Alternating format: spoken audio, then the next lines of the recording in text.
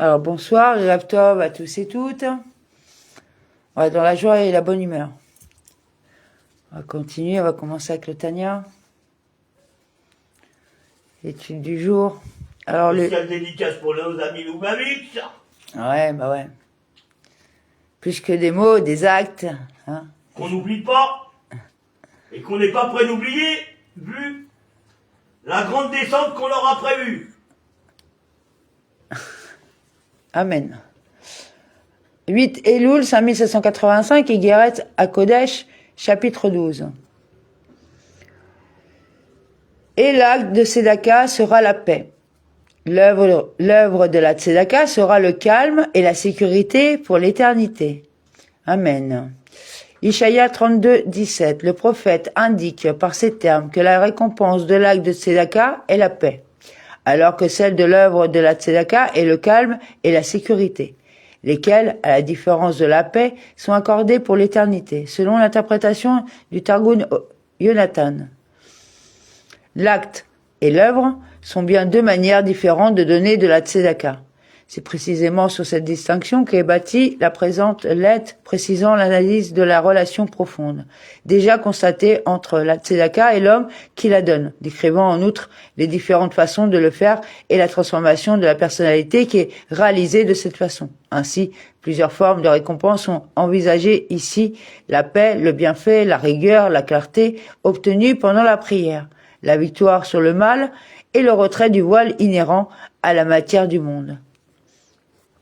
On doit comprendre la différence entre l'acte et l'œuvre, entre la paix et le calme et la sécurité. D'après ce que disent nos sages, dont la mémoire est une bénédiction à propos du verset « Il fait la paix dans les hauteurs ». Job 25.2. Rabbi Genu Zalman constate d'emblée l'interrogation qui est soulevée par ce verset. Ainsi, si l'on comprend la nécessité d'instaurer la paix dans ce monde de jalousie et de rivalité, quelle place reçoit-elle, en revanche, dans les hauteurs entre les anges? Le Tanya précisera donc le sens de cette allégorie. Il précise en effet que Milachem est le prince de l'eau, Gabriel est le prince du feu, mais l'un n'éteint pas l'autre.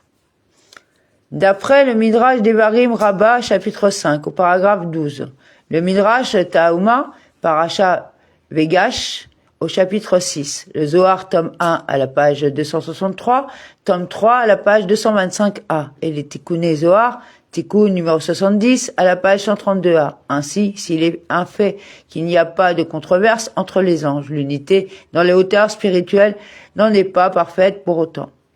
Des différences et même des oppositions peuvent y être constatées. L'une de celles-ci est décrite ici.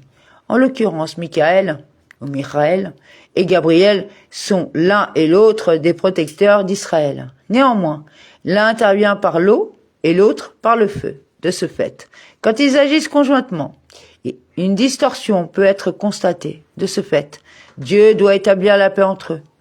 Cela veut dire que Michaël, ou Michaël, est le prince de la bonté, Chesed, qui porte le nom de l'eau, s'écoulant d'un lieu élevé vers un endroit bas. Selon le traité Ta'anit 7a, la relation entre l'eau et le chesed est définie par le Zohar, tome 2, à la page 75b. Cette idée a déjà été introduite dans la lettre numéro 9 d'Iguéret à Kodesh.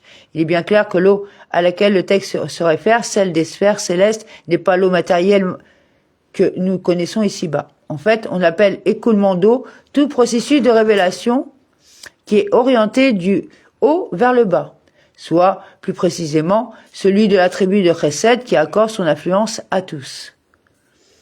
C'est le niveau de l'influence et de l'extension de la vitalité des mondes supérieurs en direction des mondes inférieurs. En revanche, le stade du feu, par nature, monte vers le haut. C'est le stade de la rigueur, Gévoura.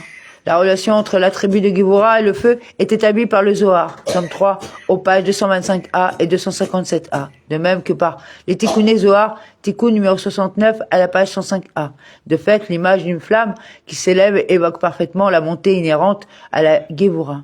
De ce point de vue, l'effet de la tribu de Gévoura est bien l'inverse de celui du Chesed, dont on a vu qu'il est orienté du bas vers le haut.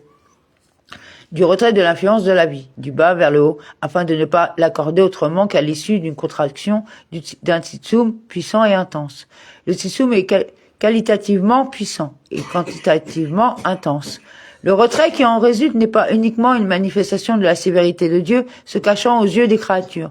C'est avant tout un souhait de réserver l'influence à ceux qui le méritent et d'en priver purement et simplement ceux qui ne le méritent pas. Ce sont donc des attributs antagonistes opposés l'un à l'autre. Cette notion sera précisée par la lettre numéro 15 d'Igeres à Kodesh. Ces deux attributs sont opposés à la fois par leur nature et par leur effet. Chesed émet une large influence et souhaite la transmettre à tous, alors que Gévura apporte un éclairage réduit et entend le réserver uniquement à ceux qui sont méritants. Il en est ainsi lorsqu'ils agissent en tant qu'émotion. Cette expression fait allusion à leur stade initial, à la manière dont ces attributs ont été créés, avant que le Saint béni soit-il ne fasse régner la paix entre eux. Leur antagonisme fait alors qu'il n'y a aucun moyen de les réconcilier. Toutefois, le Saint béni soit-il fait la paix entre eux, ce qui veut dire qu'ils reçoivent une révélation, un puissant reflet, une influence particulièrement intense de la lumière du Un Sof, béni soit-il, qui, comme son nom l'indique, ne subit pas la mesure ce qu'à Dieu ne plaise. L'insertion, ce qu'à Dieu ne plaise, souligne ici à quel point la limitation et la mesure sont inconcevables quand ces notions sont appliquées à Dieu lui-même. Ainsi, les qualificatifs que nous lui attribuons dans la prière, par exemple, Dieu puissant, grand et redoutable, ne sont de notre part qu'un abus de langage, ne faisant que refléter notre intellect limité. Ces termes n'ont pas pour but de décrire la réalité et ils sont acceptables uniquement du fait de la pauvreté des références dont nous disposons dans notre perception du divin. La transcendance totale et n'a pas de limite, y compris par rapport aux attributs de l'intellect, Chabad, Orma, Bina et Da'at, qui sont à l'origine des émotions. Sans cette intervention de Dieu, le système de Chesed et celui de Gévura auraient pu fonctionner indépendamment l'un de l'autre. En revanche, aucune interaction n'aurait été possible du fait de leur antagonisme. Une révélation d'un stade supérieur aux deux niveaux qu'il s'agit de concilier peut donc instaurer l'harmonie et de la sorte supprimer l'opposition. Dès lors, les attributs antagonistes de Michaël et de Gabriel s'incluent en leur source et en leur origine, au point de ne former qu'une seule entité à proprement parler. Comme dans le verset Ézéchiel 37-17, rapproche ces pièces l'une de l'autre, pour n'avoir qu'une pièce unique, et elles seront réunies dans ta main. On sait en effet que le monde spirituel d'Atsilut est également appelé monde de l'unité, car plus un stade de la création est élevé, puis son unité est grande. La différenciation, en revanche, est ce qui caractérise les stades les plus bas de l'enchaînement des mondes. En conséquence, quand on constate que cette différenciation a suscité un antagonisme, une opposition peut faire disparaître cette situation en remontant vers un stade plus haut de la création en lequel les deux niveaux n'en font qu'un. Soumise à sa lumière, béni soit-il, qu'ils éclairent d'une manière évidente. En conséquence, les éléments de Gévura et de Chesed se tempèrent et s'adoucissent grâce à un stade intermédiaire, un trait qui les concilie en penchant vers le Chesed. La miséricorde est l'élément de synthèse entre Chesed et Gévura, issu de l'harmonie qui s'instaure entre ces deux attributs opposés, parce que le Chesed distribue à tous, sans la moindre distinction, alors que la Gévura limite son influence à ceux qui la méritent. Tiferet tranche donc en accordant son influence à ceux qui ne le méritent pas, du fait de la pitié que l'on éprouve pour eux. Il en résulte que cette pitié est bien le troisième élément, conciliant les deux précédents, la bonté et la sévérité. En outre, on peut affirmer que cette position de compromis penche vers le chesed, puisqu'au final, tous reçoivent bien l'influence. C'est l'attribut de la miséricorde qui porte le nom de Tiferet, dans le propos des sages de la vérité. Cette expression désigne les sages de la Kabbalah, partie de la Torah en laquelle il n'y a pas de question. Par objection, pas de remise en cause, puisqu'elle est, à l'évidence, la vérité. C'est donc la Kabbalah qui définit Tiferet comme une séphira appartenant à la ligne médiane, celle qui a le pouvoir de concilier les séphirotes de la ligne de droite et celle de la ligne de gauche, parce qu'il inclut en lui deux couleurs, le blanc et le rouge, qui font allusion à Chesed et Gévura. Selon le Zohar, tome 3, à la page 248b, les Tikkun et Zohar, introduction à la page 1 et Tikkun numéro 9 à la page 39b. En ce sens, Tiferet est aussi défini comme l'harmonie. En l'occurrence, harmonie entre les couleurs, lesquelles, en s'entremêlant, acquièrent une beauté qui ne possède pas ce qui a une couleur unie. Appartenant, comme on l'a dit, à la ligne médiane. Les séphirotes Tiferet véhiculent le caractère infini de Un Sof qui lui permet de supprimer les oppositions finies de Chesed et de Gévura.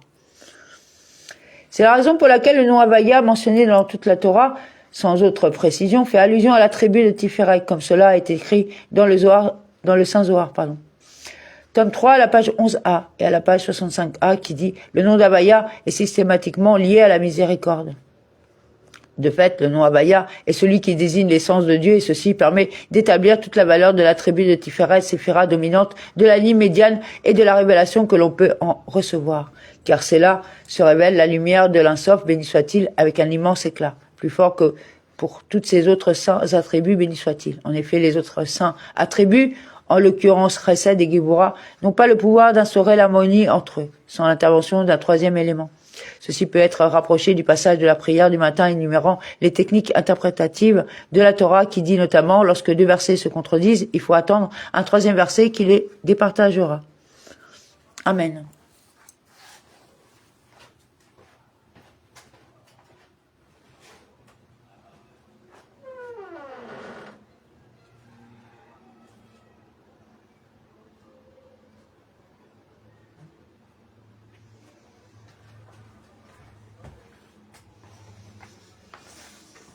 Voilà.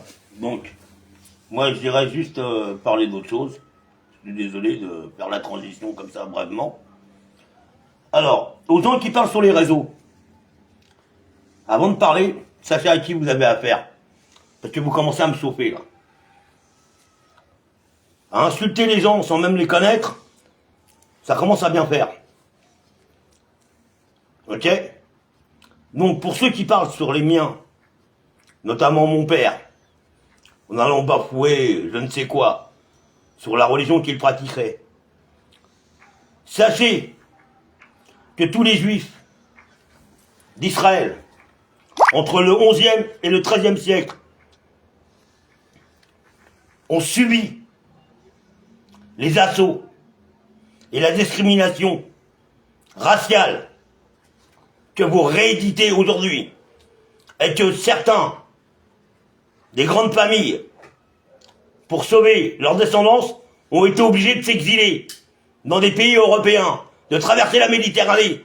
Et c'est pour ça que ces juifs, pour pas qu'on vienne les chercher là où ils avaient atterri, pour couper toutes les traces de leur fuite, ont changé de nom. Et ont pris les noms des capitales, ou des pays, ou des villes, ou des rues, ou des quartiers. Colin aussi, Colin. Oui. Là, qui les ont accueillis. Donc, si vous ne comprenez pas ce que je suis en train de dire, retournez à l'école. Parce que là, ça commence à bien faire. On va pas vous laisser insulter, baver, raconter n'importe quoi, gratuitement, juste pour faire le buzz. Et quant à ces rabbins qui entretiennent la shonara pour en tirer profit, niquez vos mères, bande de fils de pute. Oui, je parle mal, de la bouche, mais toi t'agis pire qu'un trou du cul à la chiasse. Tu déverses ta merde sur les réseaux, et en plus sous l'étiquette d'Hachem, en disant que c'est Dieu qui te guide. Mais si t'as des couilles, montre-toi un jour qu'on trie et qu'on s'affronte devant Hachem, et qu'on verra lequel des deux qui le premier pliera. Et crois-moi, j'en ai fait plier plus d'un, et plus grand et plus fort que toi, et que n'importe qui ici sur terre. J'ai peur de rien. Bouffon. Alors si tu veux parler sur ma femme, sur ma mère, sur mes frères, mes cousins, mes oncles, sache que tu nous arrives même pas à la cheville, même pas à l'orteil, même pas à la poussière que j'écrase en posant le pied par terre. Tu es déjà 25 mètres sous terre, quand moi je mets le pied par terre. Ton esprit est au fond des chiottes, après que toute l'Europe est chiée dessus. Tu comprends bien là le français là? Vous tous là, bande de bouffons, regardez dans vos écoles, vous trouverez des livres qui portent mon nom. Regardez tous vos dons, vous trouverez des livres, des sites, des listes où mon nom apparaît. Regardez. Amen. Sur vos Sefer Torah, Vous verrez qui vous les a donnés.